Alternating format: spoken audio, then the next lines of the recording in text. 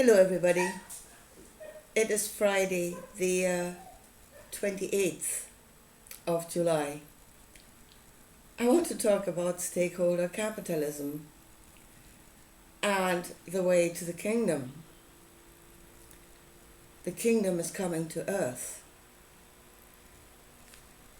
And it really, again, it follows on from I had the thought before.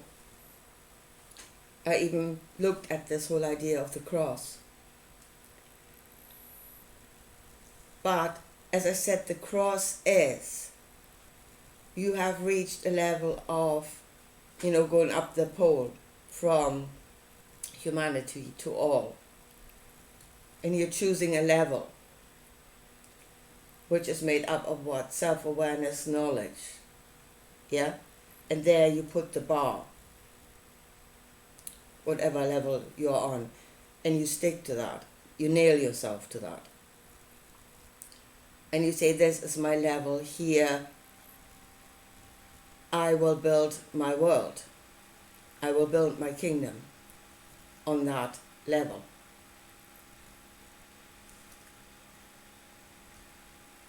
So, stakeholder capitalism.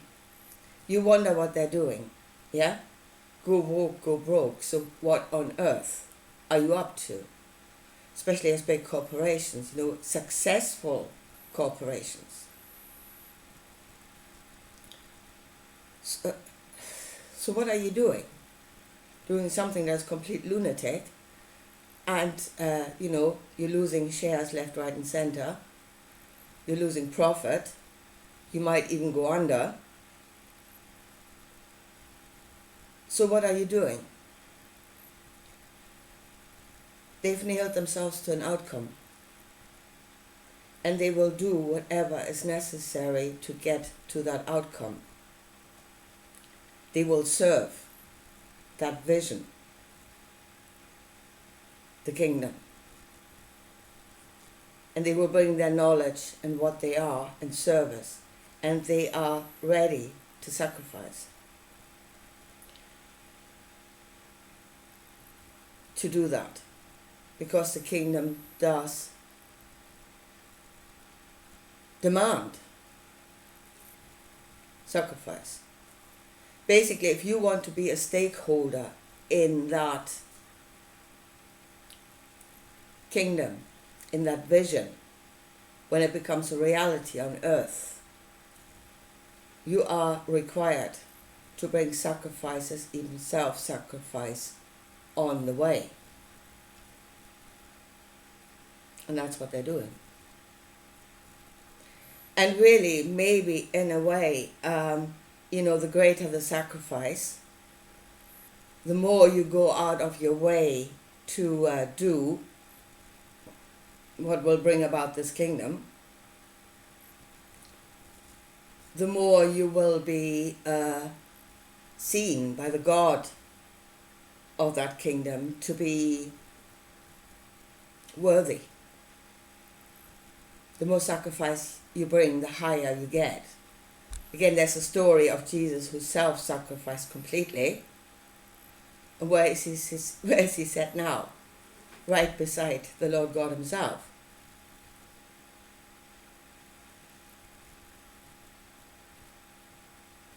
Folks, so many say this is biblical. This is full on biblical. This is as biblical as you can get. They've seen the principle in that and how it would bring an outcome. And they're working it. And there are those that are full on board. Now, let's say self-sacrifice, yeah, for the kingdom that is to come.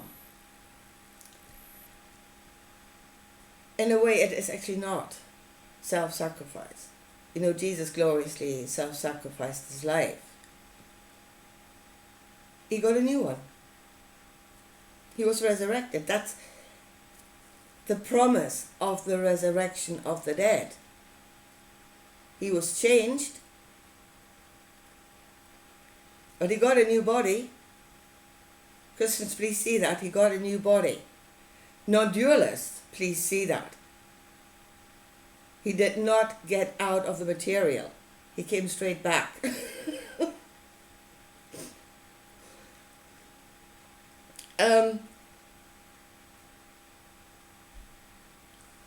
So they are on the promise of resurrection when they self-sacrifice into a new life, into a new identity. And then really thinking of self as I am not. And here it is, I'm not written in stone, but I'm a change shifter, I'm fluid. Yeah, I can be whatever I want. Yeah, so you exist in the identity of the Prime Minister of New Zealand. Yeah, and you do the works of the kingdom in that persona. And then when you die in that persona, well, she didn't die, she jumped ship before she could, before she was actually stoned, but basically she's no longer that. But she was resurrected somewhere else in a different persona.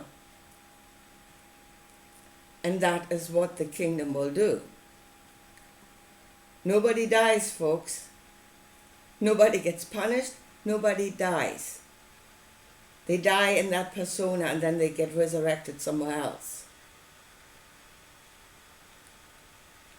This is so biblical, it's unreal. And even if you look at, okay, capitalism, I'm not even sure that we're going toward capitalism, or if it's, I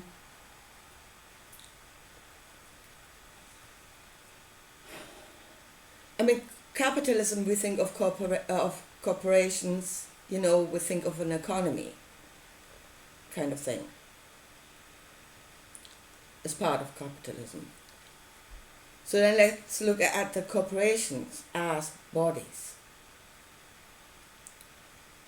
I mean, in the law, they pretty much are living entities. They're being treated as living entities. So then if a corporation loses a limb, so to speak, or self-sacrifices, you know, like Budweiser did not completely self-sacrifice, but it definitely lost one of its branches, one of its limbs. Yeah? They will be restored. They are on a promise of restoration, as long as they do the works of that kingdom.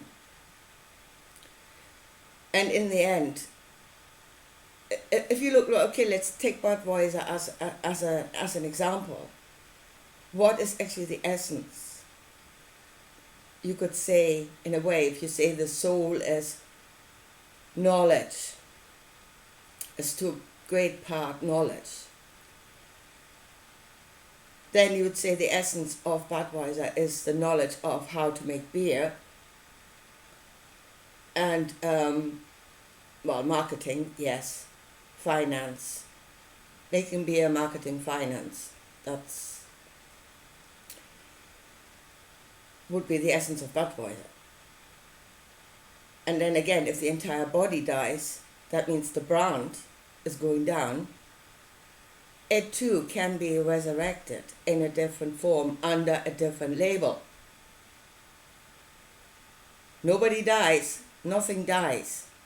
Everything just changes form, becomes resurrected in a different form to bring about the outcome of the kingdom.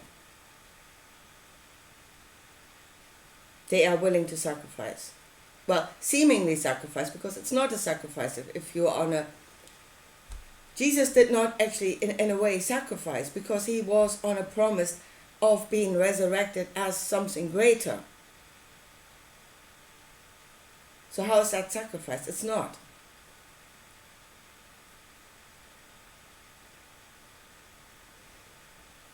This is what's happening. That is what the whole stakeholder thing is. You have a stake in the kingdom that is to come.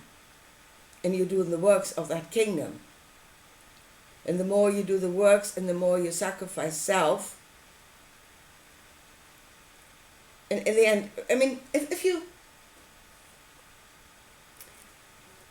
you say, I am just, a piece that can be reshaped and remolded, from a prime minister into something else,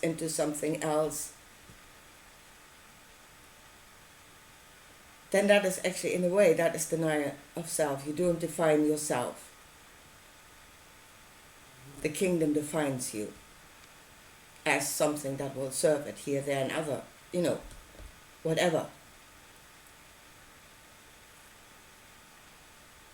This is, it's mind-blowing when you think about it, how biblical the whole thing actually is.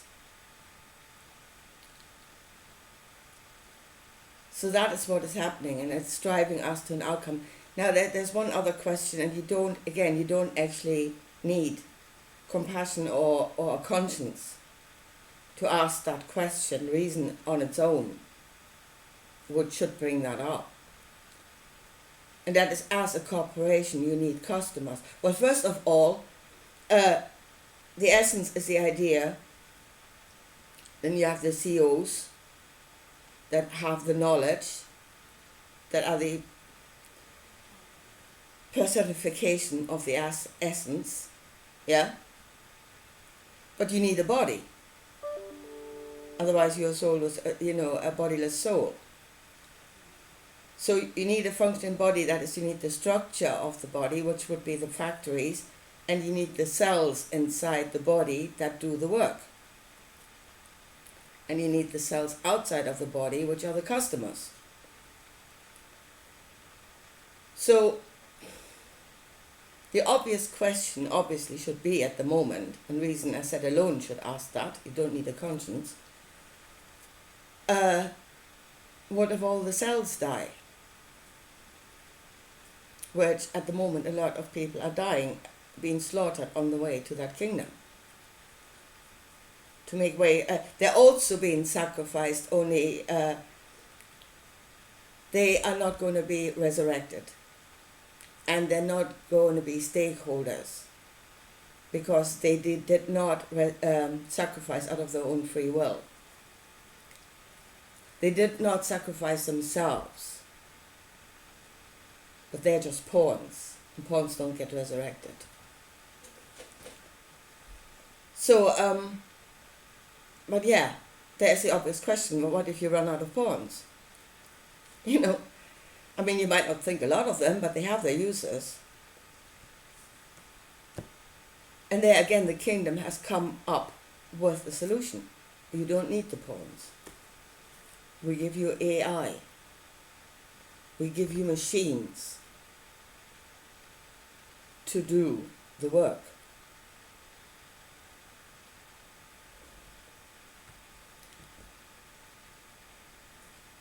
That's what they're doing. And as I said, nobody dies. Nobody that served that kingdom dies. They get resurrected in a different form. So, basically, this is the way to the kingdom. The outcome in the book of Revelation is that we shall be ruled over by an entity, by a thought, that will rule over us forever.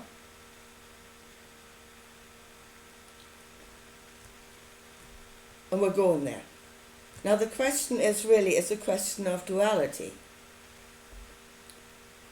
Can this exact same thought be used for good? Can it actually do good?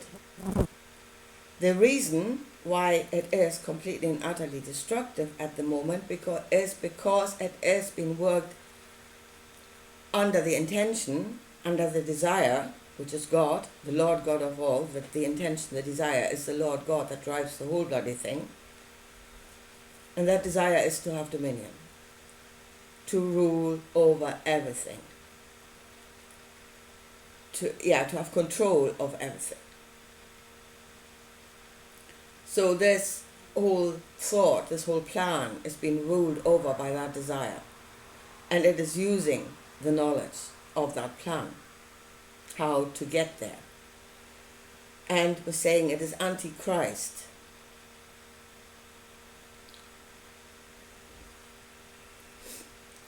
Antichrist as in it is the exact opposite of the Christ.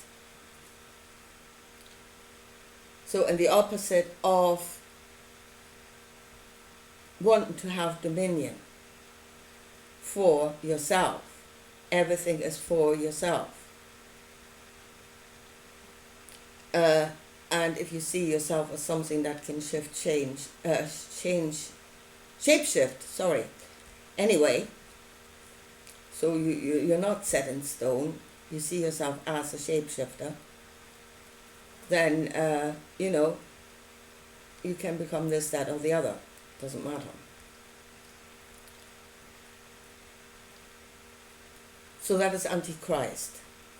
It is the wrong intention that is driving this thing, that is making use of the way of how to get there, the knowledge of the way. Because Jesus brought that knowledge to heaven. He gave it to the gods and the mighty. And they're now using it under their own intention. Question is, can you use it for good? Yeah, can you use it for good? So the opposite of wanting to have dominion would be, for myself, would be for all. To be in service for all. And Jesus said the knowledge was given to serve.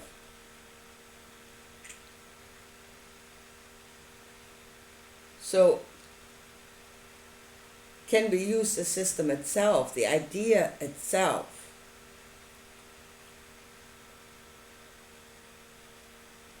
to work it under a different intention and create a completely different outcome? That's something to think about. And is that actually our way? Is that according to our nature? Is that according to who we are? That is the next question. Because this knowledge came not from this world. So then the overriding question should really be, is it compatible with this world? Is it compatible with us?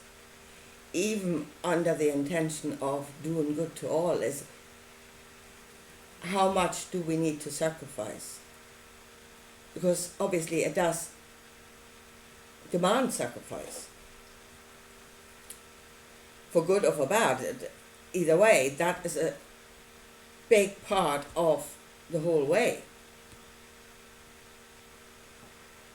And then the question is, how much would you sacrifice? Before your sacrifice becomes really a sacrifice and gain analysis, and at what point would the whole thing tip over? Where the gain is really no longer worth the sacrifice. Lots of questions, if this would even work for good in this world, according to this world, according to us, because in the end we are the judges. Our nature, what we are, what this world is the judge of whether this would even work at all. But first of all, you can now see its workings, because the beast is working it. The will to have dominion is showing you how it's being done. See that it is full on biblical. And then ask yourself, can you even flip that for good? Can you work it under a different intention and create a different outcome? Or is it, if you're doing the same thing, it will lead you to the same place? What determines the outcome? And that's what I said in my video yesterday. What creates an outcome? Anyway, I leave it at that for today. Let that sink in. Tell me what you think, please. And I'll talk to you again soon. Bye.